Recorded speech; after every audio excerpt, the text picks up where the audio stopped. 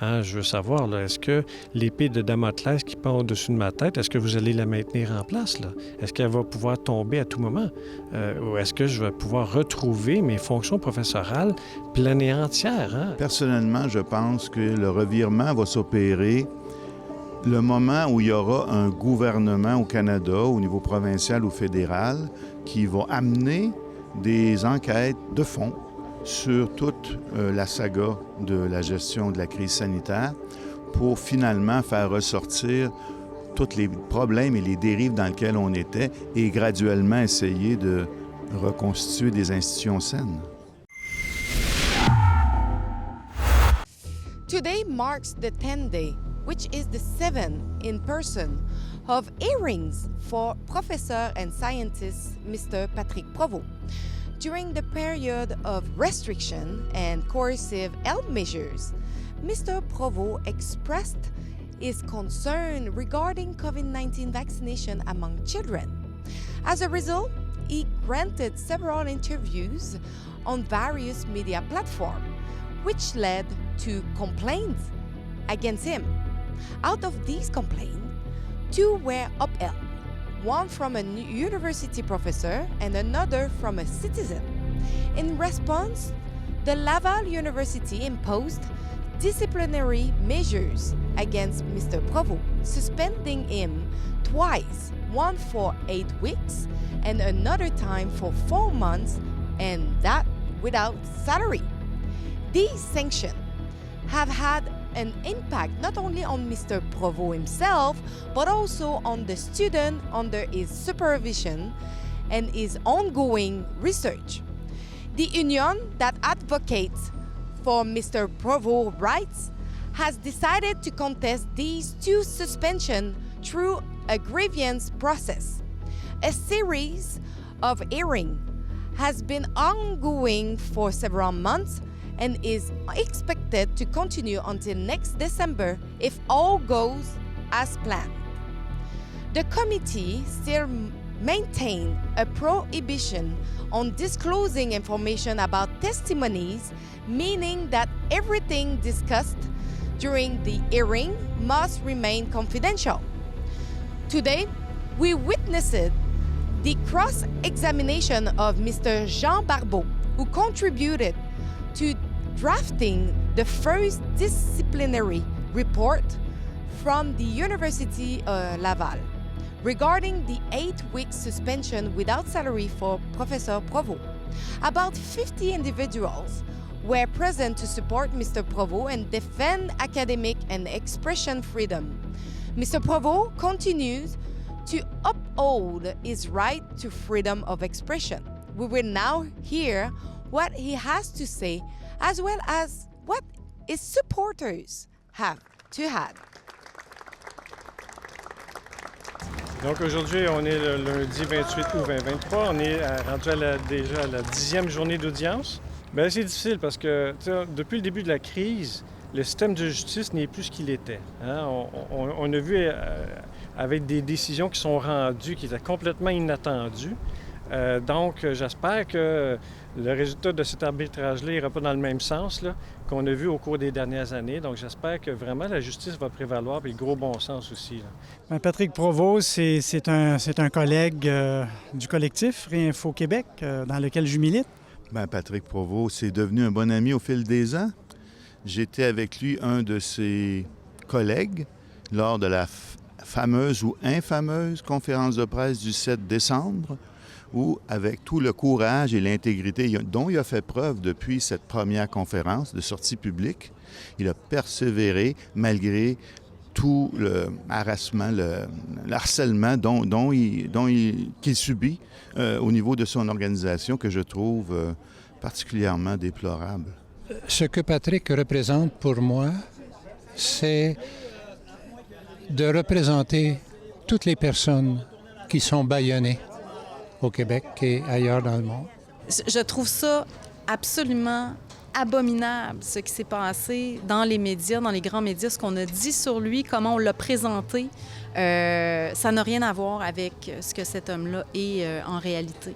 C'est vraiment... On essaie de le faire passer pour quelqu'un qui quelqu'un qui manque de rigueur, alors qu'au contraire, il est extrêmement rigoureux et c'est un homme qui a à cœur la protection du public. Et ce que je peux déplorer, c'est que c'est tout simplement la judiciarisation de la science. Hein?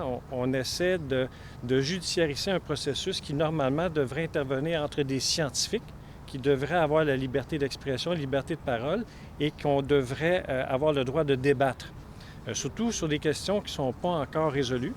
Et en science, parfois, ça peut prendre des années, voire des décennies avant de résoudre des questions. Le problème qui est révélé dans cette situation-là, ce n'est pas un problème récent. C'est un problème qui s'est développé au fil des décennies dans nos institutions. Et là, ça éclate au cours de cette crise. On empêche la science de s'exprimer.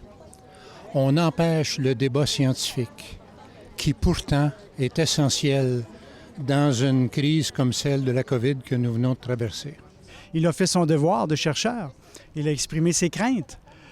L'Université Laval aurait dû dire bravo, bravo, monsieur le professeur Provost, vous avez fait votre travail. Et l'avenir lui a donné raison. Alors, je n'en reviens pas. Je crois qu'on est dans le domaine de la chasse aux sorcières ici. Il n'y a pas autre chose que ça. De la censure, de l'intimidation par une université. Alors, à mon idée à moi, je crois qu'il faut éviter de financer cette université. L'arbitrage n'aurait pas lieu d'être, tout simplement, parce que l'arbitre n'a pas une formation scientifique, une formation judiciaire légale. Donc, moi, j'ai une formation scientifique, mais pas légale. Donc, je vois mal un arbitre prendre une décision qui est basée sur la science. Donc, c'est pour ça que je pense que l'arbitre va justement se prononcer là, à partir des articles de loi, des règlements, conventions collectives et tout ça pour prendre un jugement. Mais moi, je maintiens que si je suis attaqué sur des questions de fond, je devrais pouvoir me défendre sur les questions de fond puis de présenter des contre-arguments. Je crois que la science va parler et l'Université Laval va réaliser qu'elle s'est fourvoyée. Et dans ce cas-ci, c'est exceptionnel. Je pense qu'on veut en faire un exemple. Hein? C'est comme un bouc émissaire. On va en faire un exemple de se retrouver justement devant un arbitre comme ça, de se faire poser toutes sortes de questions, de se faire attaquer, son intégrité et sa rigueur. C'est extrêmement difficile. C'est vraiment difficile sur le plan psychologique, c'est difficile au niveau financier.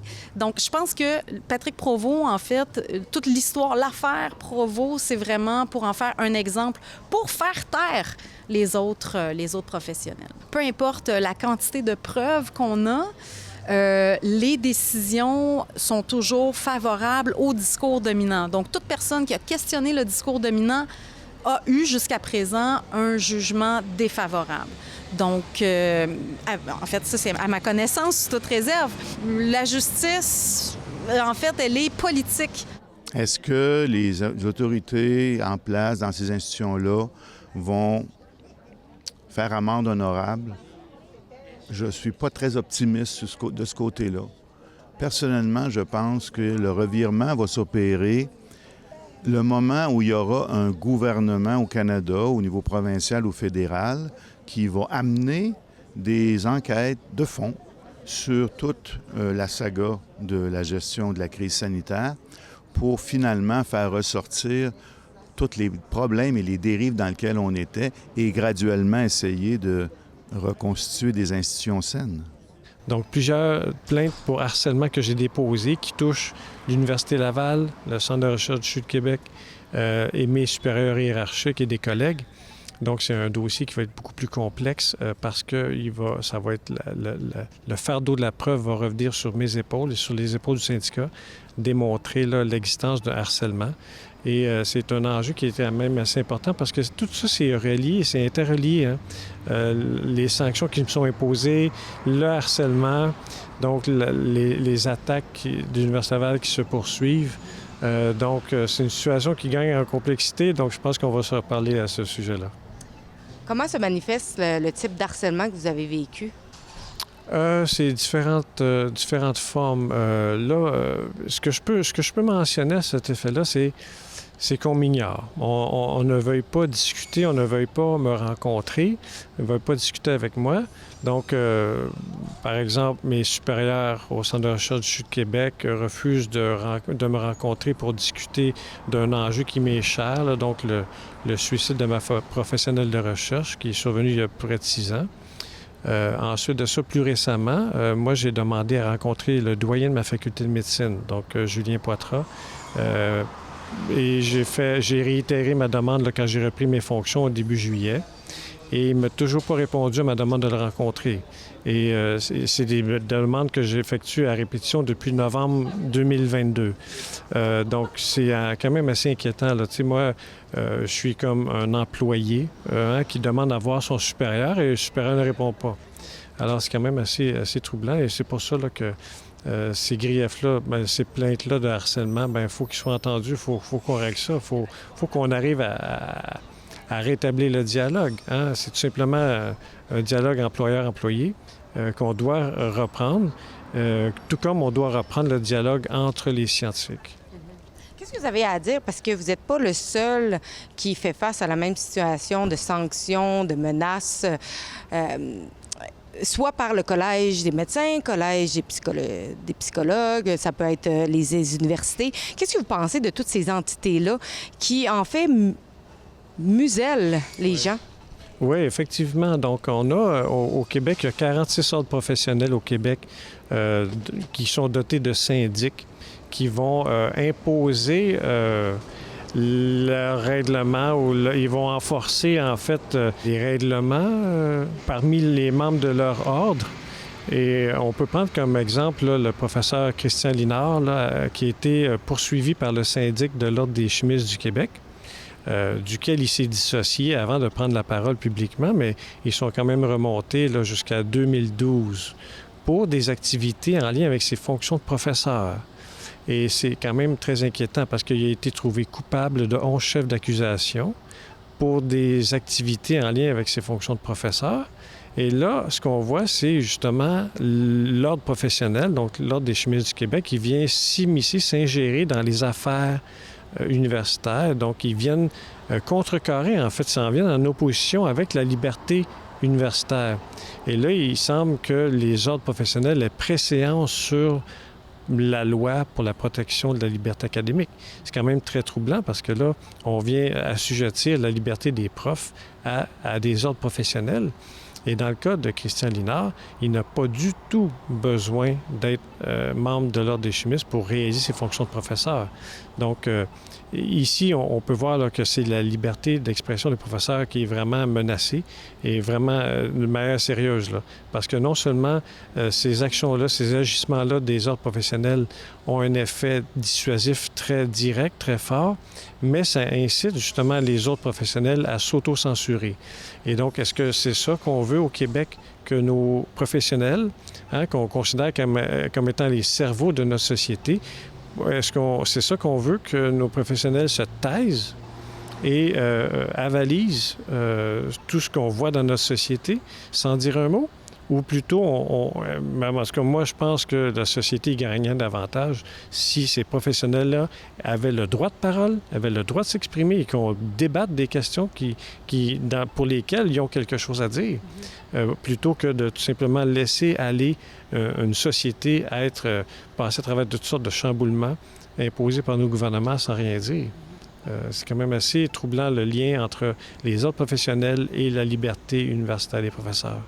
Est-ce que ça vous inquiète justement pour l'avenir, si admettons que vous réintégrez votre poste, tout va bien, que dans le futur, ce même type de situation vienne encore pour arriver et que vous fassiez encore face à la même situation de censure? Est-ce que ça vous inquiète? Bien, c'est la raison pour laquelle j'ai demandé à rencontrer mon doyen là, quand j'ai repris mes fonctions au début juillet 2023. Hein, je veux savoir, là, est-ce que l'épée de Damoclès qui pend au-dessus de ma tête, est-ce que vous allez la maintenir en place, là? Est-ce qu'elle va pouvoir tomber à tout moment? Ou est-ce que je vais pouvoir retrouver mes fonctions professorales pleines et entières, hein, avec ma liberté d'expression, liberté universitaire, liberté de faire les recherches que je juge les plus importantes. Donc, c'est quand même important de mettre ça au clair là, avec mon supérieur. Et puis, malheureusement, mon supérieur ne répond pas à mes demandes de rencontre. Alors, en tout cas, on est au sein d'une université où est-ce qu'on devrait être capable de se parler, hein, non seulement de collègues, mais aussi d'un collègue, d'un employé à son employeur. Et puis, ça ne semble pas être possible. Est-ce que c'est propre à Patrick Provost? Est-ce que je suis à ce point radioactif? J'ai bien hâte de le savoir, là, j'ai bien hâte de rencontrer mon doyen. If you want to encourage our journalism, you can do so at rebelfieldreports.com. You can make a donation to encourage our journalism and permit us to show you the other side of the story. Thanks for sharing. Thanks for donating.